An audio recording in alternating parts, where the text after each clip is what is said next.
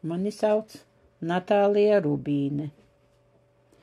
Mans stāsts būs viens no joku stāstiem vai jocīgajiem. Odzes dzīvo noteiktā teritorijā, un ja viņām jāšķērso ceļš, tad viņas noteikti kādu reizi pa to ceļu ies atpakaļ. Tā ir izpētījuši zinātnieki. Tā, ka es dzīvoju Purvamalā, kurā ir daudz odžu, tad esmu sapratusi, ka odzes nav tikai melnas, bet esmu sastapusi pelēkas un brūnas, un visām ir izteikts zigzag zīmējums uz muguras.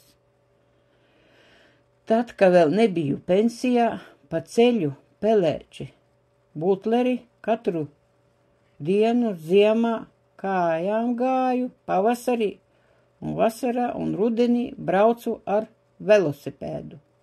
Mans ceļš vijās visā Celtnieku ielas garumā.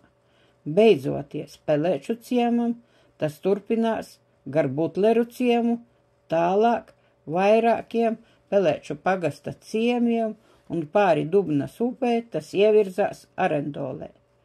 Nu jau 50 un mazliet vairāk gadus es 3 kilometrus no Pelēču ciema, gan kājām, gan ar velosipēdu, grūti saskaitīt, cik kopā kilometrus esmu nostaigājusi.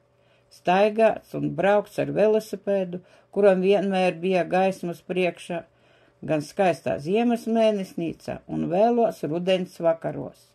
Reizi tumsā, braucot ar velosipēdu, turpat priekšā pārskrēja meža cūka, pārbijos, pat iekliedzos. Domāju, ka meža cūka arī pārbijās. Kādā ziemas vakarā eju un skatos mēnesnīcā, turpat ceļmalā rakņājas meža cūkas. Apstājos, saskaitīju 12. Sastingu, domāju, ko darīt. Saņēmos, ātri gāju garām, viņas tā aizraujušās ar rakšanu, ka mani nepamanīja.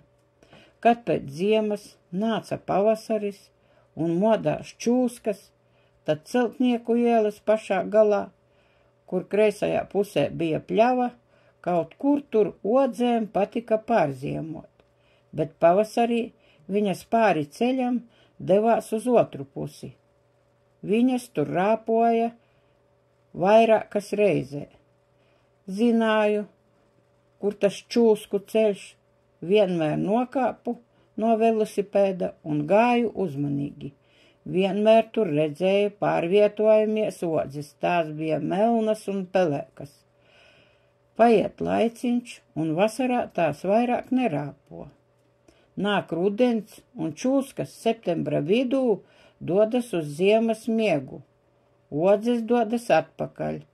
Atkal bija jānokāp no velosipēda un jāiet uzmanīgi.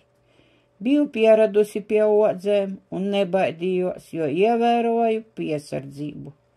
Tā kādā rudens dienā skatos, kakis nāk pa ceļu un zobās nes kaut kādu striķi.